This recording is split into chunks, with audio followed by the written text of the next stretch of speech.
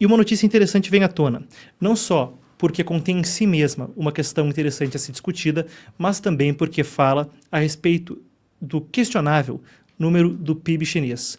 Explico. Já não é de agora que há muitos questionamentos a respeito de se as notícias que a China reporta a respeito do seu produto interno bruto, a estatística de tudo que é produzido no país, é verdadeira. Isso não é um questionamento que vem só do exterior, mas mesmo o antigo primeiro-ministro do país, Li Keqiang, preferia usar outros recursos ao discutir internamente a economia, porque ele achava que os números do PIB não eram aquilo que estava sendo dito, especula-se que era por isso. Ele próprio não gostava, dizia que não era o indicador a ser utilizado e utilizava, ao invés, outras medidas para ter alguma noção a respeito da produção nacional. Agora, o Wall Street Journal publicou esse artigo exclusivo. O que acontece é que um economista chamado Gao Shanwen estava falando no Instituto Peterson, nos Estados Unidos. Esse instituto, claro, reúne economistas de diferentes países e especialistas para debates, mesas redondas e discussões a respeito de alguns dos assuntos mais prementes atuais da época. Acontece que, enquanto ele discursava, Gao Shanwen acabou por dizer que ele achava que o PIB da China, relatado por volta de 5%, não era bem por aí não. A coisa estava mais perto de 2% ou 3%, mas é que como o regime queria dobrar a economia até 2035, eles iam sempre relatar por volta de 5%. O problema foi que a coisa chegou no ouvido do próprio secretário-geral do Partido Comunista Chinês, Xi Jinping. Agora Gao Shanwen está proibido de falar em público. Se ele está bem, se não está, bom, a informação não é clara. O regime, nada contente, também cancelou a agenda dele de discursos em uma série de universidades. A notícia é interessante por uma série de motivos. Eu quero passar por alguns dos detalhes dela com vocês. A gente passa pelo que disse o Wall Street Journal. Vamos lá, então. 2 comentários que Gao fez no Peterson Institute, ou melhor dizendo, era co-hospedado pelo International... por um think tank chinês, perdão. Era uma organização conjunta com um think tank chinês, por isso, então, ele participava. Aspas, nós não sabemos o número verdadeiro da figura de crescimento real da China, ele disse no evento que foi em 12 de dezembro. Para piorar a questão, ou melhorar a questão, dependendo de como se queira ver, a gravação ficou disponível num canal não censurável pelo regime chinês, mas na internet ocidental, no canal do YouTube do Instituto Peterson. Ele disse, a minha especulação é que nos últimos 2 ou 3 anos o verdadeiro PIB tenha sido por volta de 2%, mesmo que o número oficial seja cerca de 5%. Ele disse, os esforços para estimular a economia vão ser muito oportunistas. No final, eu não acho que eles podem estar muito confiantes de entregar aquilo que eles prometeram.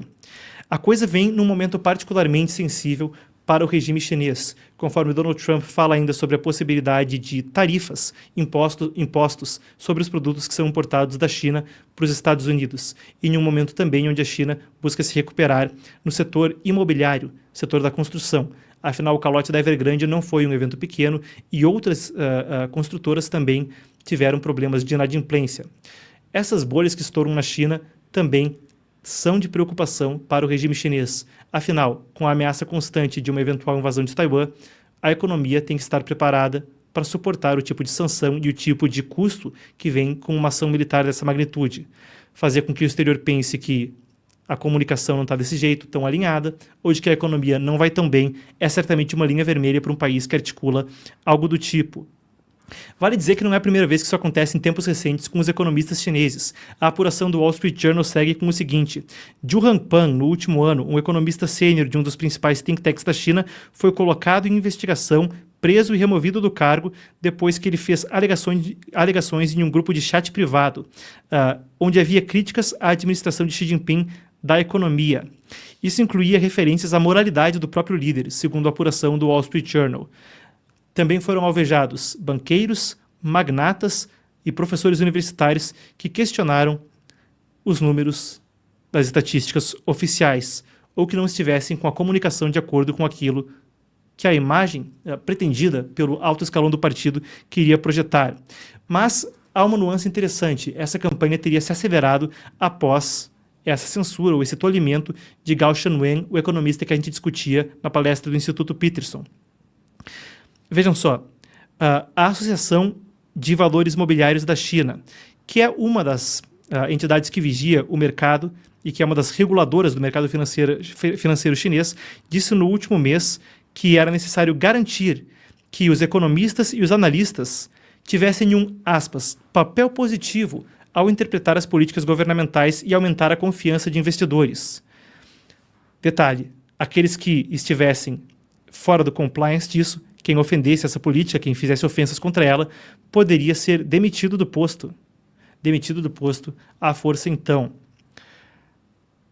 Acrescentando, numa reunião nesse final de semana, o Tsai Chi, que é o chefe de staff, como se fosse o chefe da Casa Civil equivalente de Xi Jinping, fez um alerta para que os chefes de propaganda de todo o país, aspas, fortalecessem a publicidade econômica e a gestão de expectativas, para tentar remover os comentários negativos a respeito da economia. Bom, o regulador de valores mobiliários da China não respondeu a um pedido de informações do Wall Street Journal aqui nessa matéria. O Wall Street Journal ainda, um dos principais jornais a respeito de finanças no mundo. Claro, o nome não deixa mentir. O Wall Street Journal, um jornal mais do que centenário, na rua onde ocorre o mercado financeiro americano, que molda o mercado financeiro mundial. Fala que o mercado da China segue mais e mais opaco e esse episódio acaba por destacar o assunto. Como eu disse, um assunto com implicações geopolíticas amplas, dado que uma economia pujante é necessária para qualquer tipo de ação militar. A gente segue acompanhando os desdobramentos do caso, mas não deixa de ser interessante pontuar o seguinte ângulo.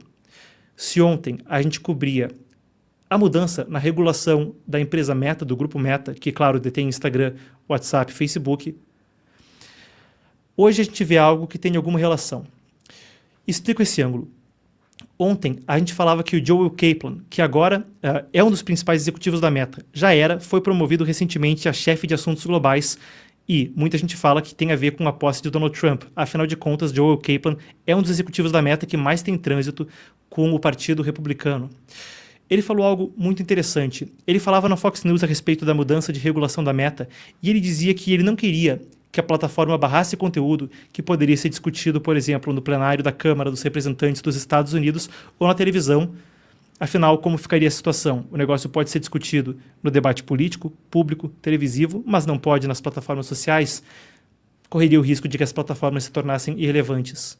Se muitas vezes, da perspectiva militar, belicosa, se fala de uma Guerra Fria 2.0, não deixa de ser interessante o comparativo também na postura interna desses governos ou dessas sociedades quanto à liberdade de expressão. Se por um lado era, ora, se dá para falar isso em público, também deve ser possível falar nas redes sociais, a postura que o Partido Comunista Chinês demonstra com esse episódio é a oposta. Ora, já não dá para falar nas redes e também não vai poder no debate televisivo ou em qualquer congresso. Claro, o Congresso Nacional Popular Chinês é o que eles chamam de rubber stamp, só um congresso de fachada para carimbar documentos e tocar o assunto dessa forma.